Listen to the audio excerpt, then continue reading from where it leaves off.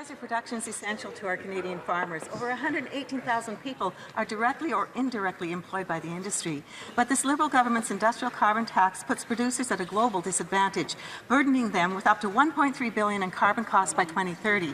Domestic fertilizer producers can't pass those costs down to our farmers, as they have to absorb them to compete toe-to-toe with the rest of the world. When will this government finally level the playing field and scrap the industrial carbon tax on Canadian-made fertilizer? Hear, hear. The Honourable Parliamentary Secretary to the Minister of Agriculture. Mr. Speaker, our farmers are at the front line of something very difficult, very challenging.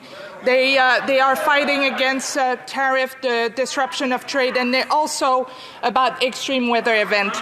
So that report really clearly said, Mr. Speaker, that increasingly violent and unpredictable weather patterns are disrupting agricultural production, creating supply challenges, and continue to influence food prices across Canada.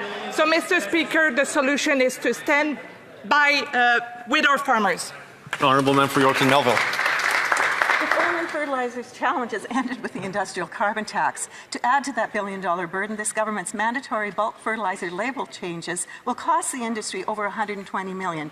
The Liberals' 30 by 2030 fertilizer emissions target could also lead to $48 billion in losses. These costs are ultimately passed on to Canadian farmers and, by extension, Canadians at the grocery store. Why is this government so obsessed with making it harder and more expensive for Canadian farmers to do what they do best? Feed our country. Hear, hear.